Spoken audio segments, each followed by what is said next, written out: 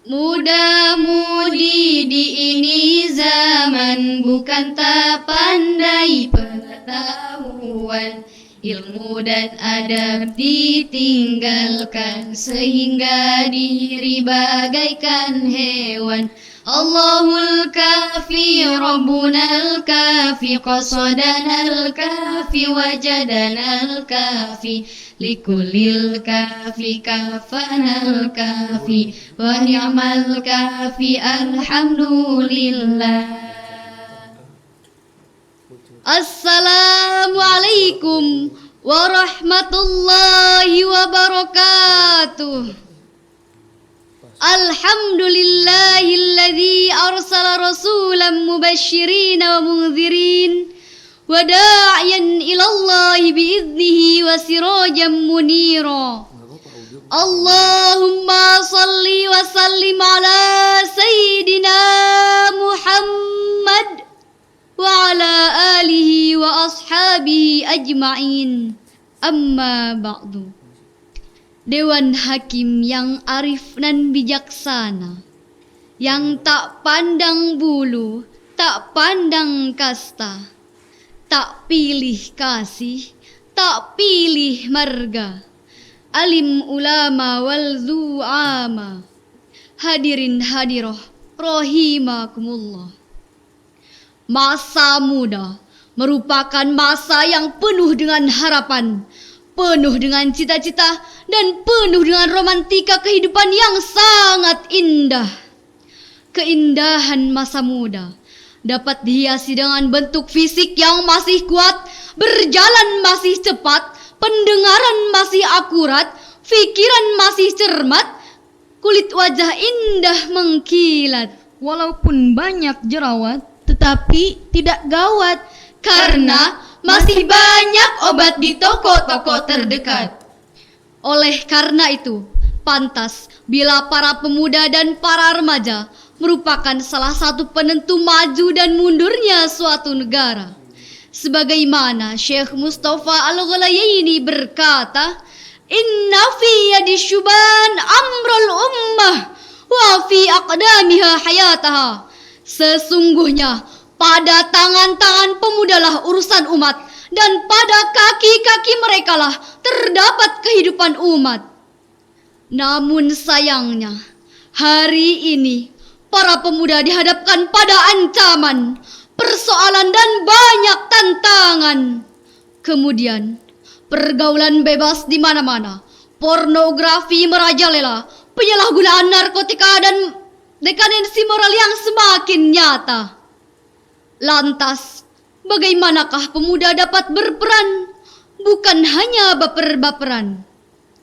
Melihat realita di atas, izinkanlah kami menyampaikan syarahan yang berjudul Peran Generasi Milenial sebagai Tonggak Kemajuan Bangsa, dengan landasan Al-Quran, Surah An-Nisa ayat 9. A'udzu billahi minasy syaitonir rajim.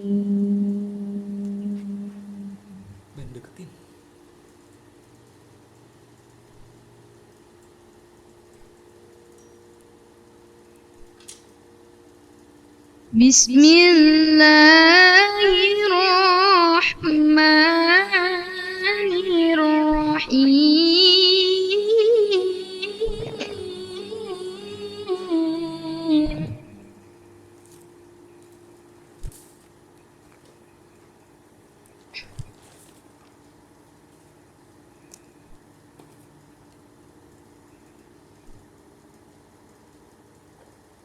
وَلْيَخْشَى الَّذِينَ لَوْ تَرَكُوا مِنْ خَلْفِهِمْ ذُرِّيَّةً ضِعَافًا خَافُوا عَلَيْهِمْ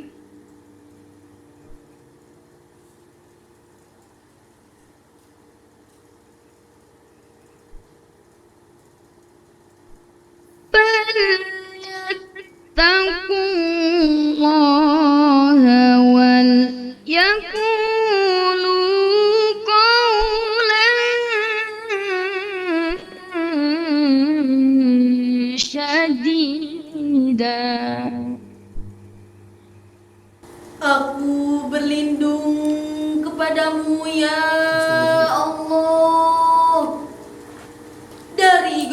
setan yang terkutuk. Dengan menyebut nama Allah yang Maha Pengasih lagi Maha Penyayang. Dan hendaklah takut kepada Allah orang-orang yang seandainya meninggalkan di belakang mereka anak-anak yang lemah, yang mereka khawatir terhadap kesejahteraan mereka. Oleh sebab itu, hendaklah mereka bertakwa kepada Allah, dan hendaklah mereka mengucapkan perkataan yang benar. Hadirin rahimakumullah. Imam Hafidz Imaduddin Abu Al-Fida Ibnu Katsir dalam tafsir Al-Quranul Azim menyebutkan bahwa menurut riwayat Ibnu Abbas, ayat ini turun berkenaan dengan seorang ayah yang mewasiatkan kepada anaknya wasiat yang akan membawa kemudaratan bagi dia. Maka Allah Subhanahu wa taala memerintahkan kepadanya untuk merubah wasiatnya kepada ketakwaan kepada Allah dan kebaikan. Hadirin, jika kita kaji lebih mendalam, ayat ini diawali dengan kalimat wal yakhsha. Secara semantik, al-wawu wawul atifah wal lamu lamul amri. Yakhsha fi'lul mudhari majzumun bilamin. Istinbatnya wal yakhsha adalah sigat amr. Kaidah mengatakan al-aslu fil amri lil wujubi. Pada dasarnya setiap perintah menunjukkan kepada kewajiban. Hadirin rahimakumullah. Ayat di atas jelas-jelas Allah Subhanahu wa taala memperingatkan kepada manusia agar tidak meninggalkan generasi yang lemah, baik fisik, mental ataupun intelektual. Karena itu bisa menyebabkan kemunduran.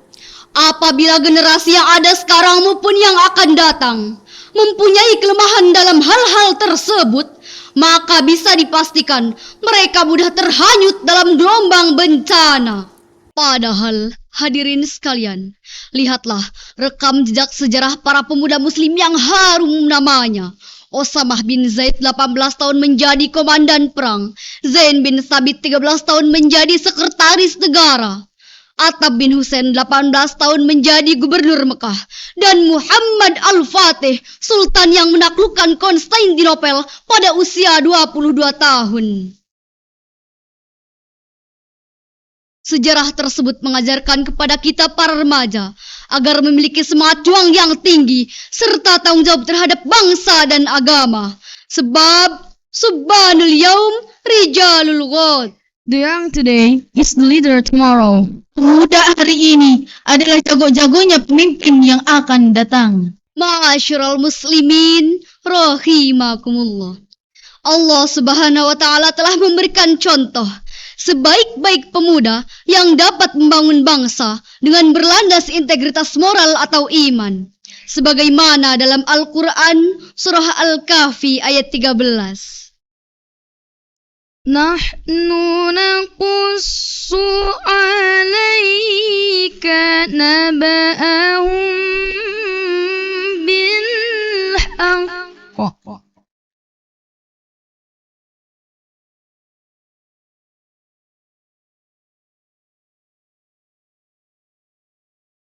Innahum fityatun amanu birabbihim wa zidnahum huda.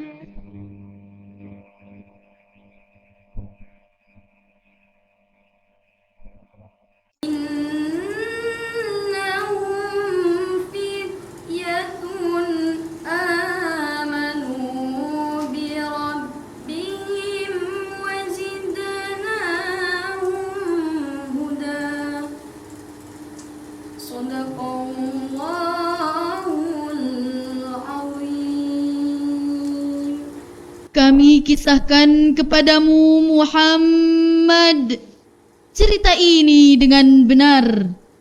Sesungguhnya mereka adalah pemuda-pemuda yang beriman kepada Tuhan mereka, dan kami tambah pula untuk mereka petunjuk.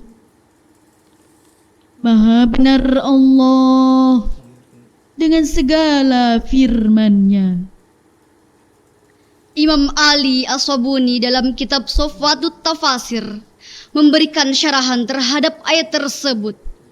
Nahnu naqussu 'alaika ya Muhammad khabaruhumul ajib ala wajhi sidqi bila ziyadatin wala nuqsanin, yaitu kami perintahkan kepadamu wahai Muhammad berita aneh mereka menurut perjalanan yang benar, tidak ditambah dan tidak pula dikurangi sedikit pun. Ayat tersebut merupakan khobariyah ilahiyah tentang kisah pemuda Ashabul Kahfi. Mereka adalah simbol pemuda-pemuda yang beriman dan teguh pendirian, kuat mempertahankan iman, cerdas dan gagah berani membela keyakinan. Mereka lebih baik mati berkalang tanah daripada mati bercermin bangkai. Bil azmi hayya Namdi sawiya nasmu wa narqa fawqa suraya.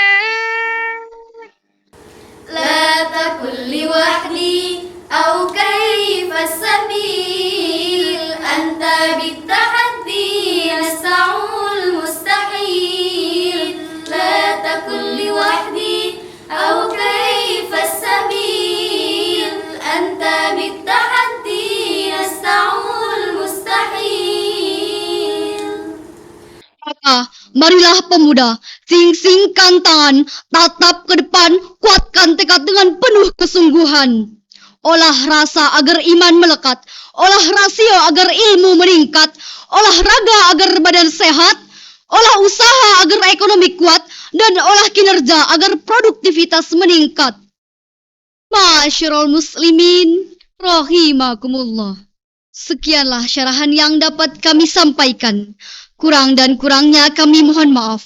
Namun sebelum ditutup, izinkanlah kami menyampaikan sebuah pantun. jalan-jalan ke kota Manggu. Pulangnya mampir ke kota Padang. Jangan hanya diam dan menunggu, mari bangun dan jadi emas di masa mendatang. Wassalamualaikum warahmatullahi wabarakatuh.